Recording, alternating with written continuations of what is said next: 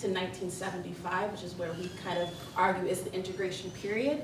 If we hadn't started to document those stories, what would we be able to do in terms of moving the conversation forward?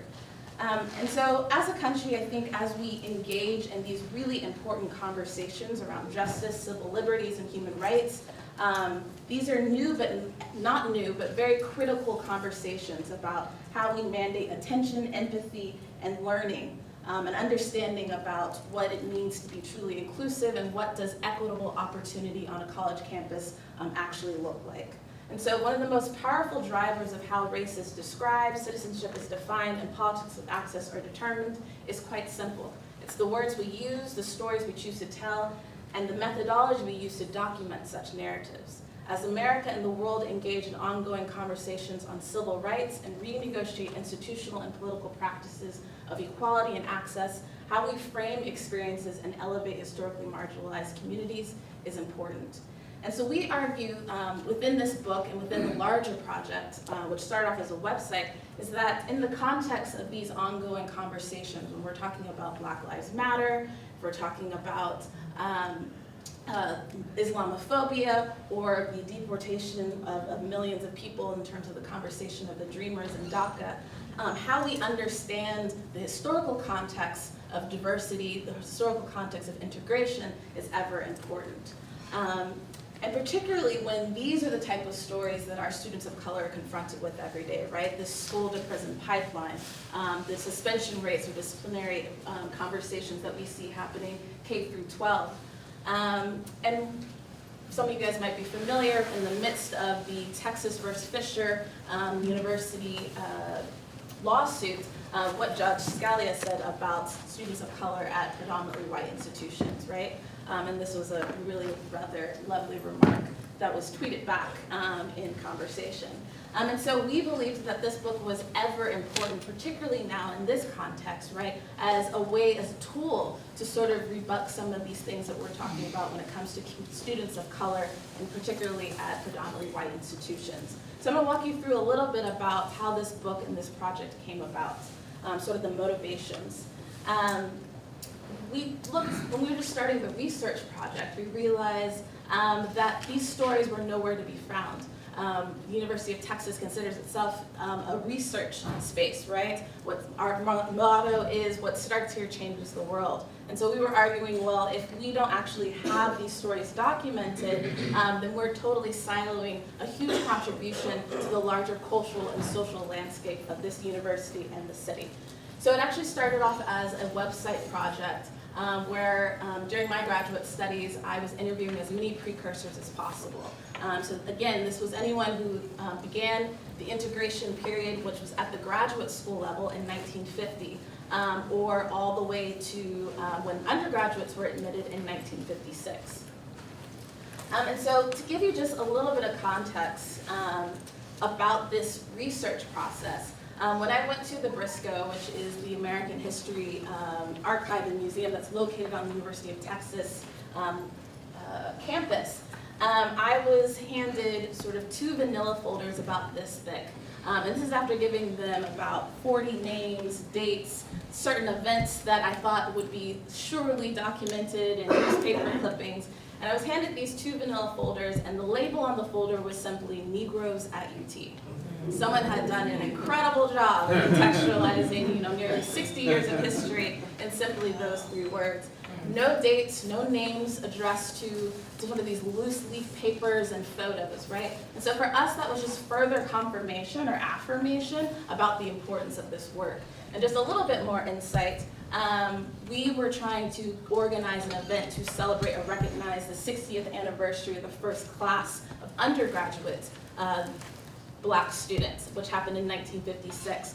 So as you can imagine, 50 to 1956 was merely a conversation at the administration level about, all right, surely we'll invite people who are looking for graduate studies, they're probably married, have children, they're not gonna live on campus. It's a whole other ballgame if we invite them to be in our classrooms at that age of 18 to 22.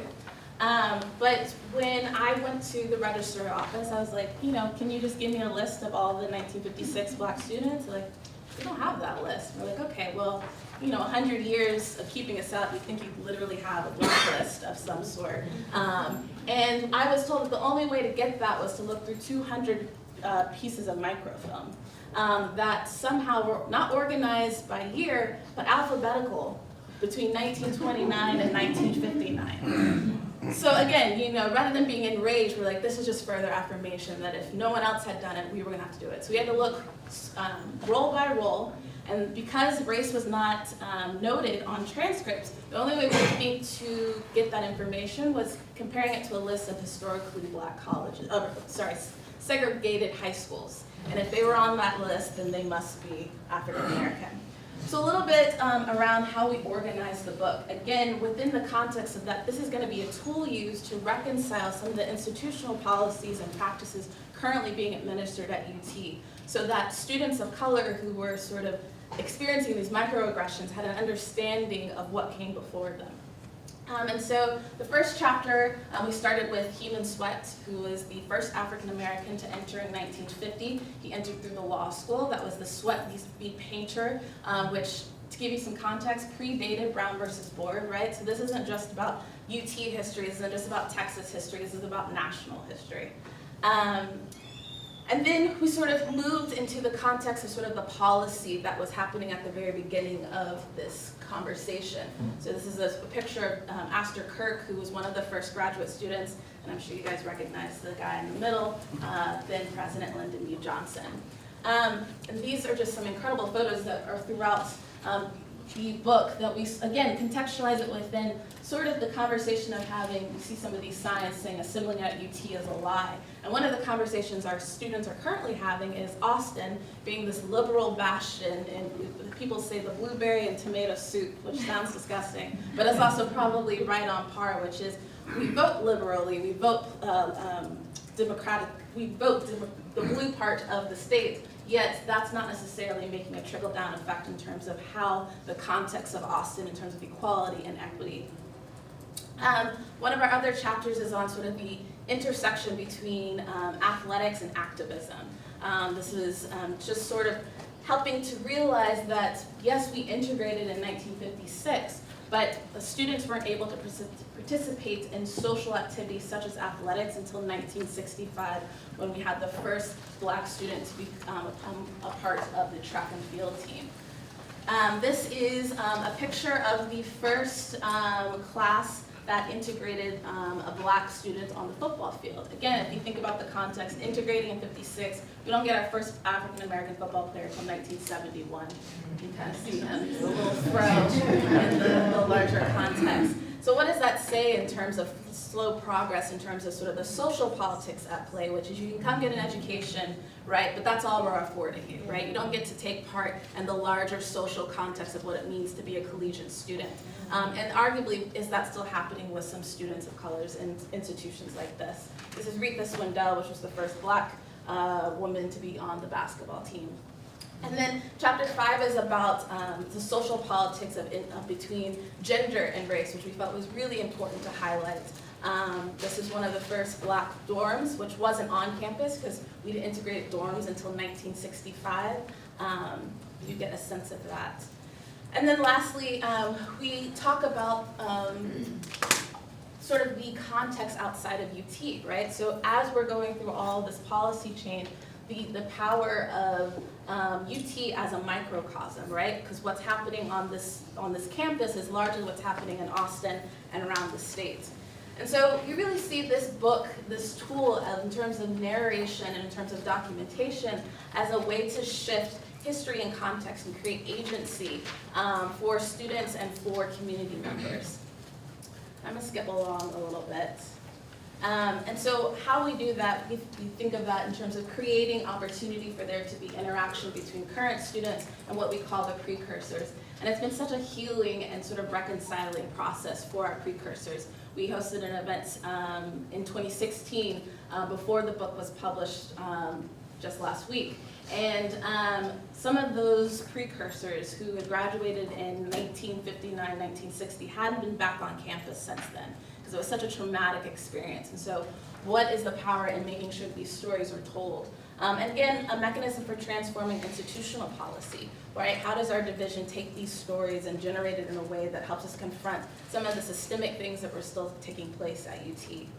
And so this book is meant to provide insight into a generally undocumented part of UT's historical lexicon and honor the contributions of Black students to the cultural, social, and political landscape of the 40 acres. These are the precursors at the 60th anniversary.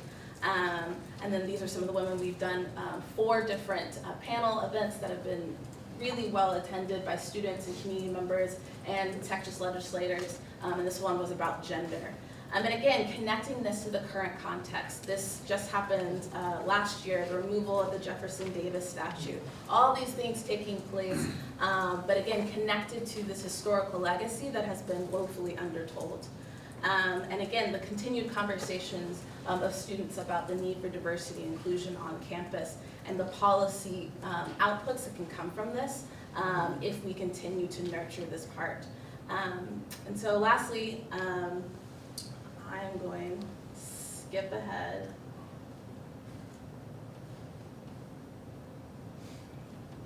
Minutes goes really quickly, guys. So this is where you can find the book. It just came out last Tuesday, so I only have 2 copies with me. But it's on Amazon.com. You can get it at UT Press and then local bookstores. But thank you guys so much.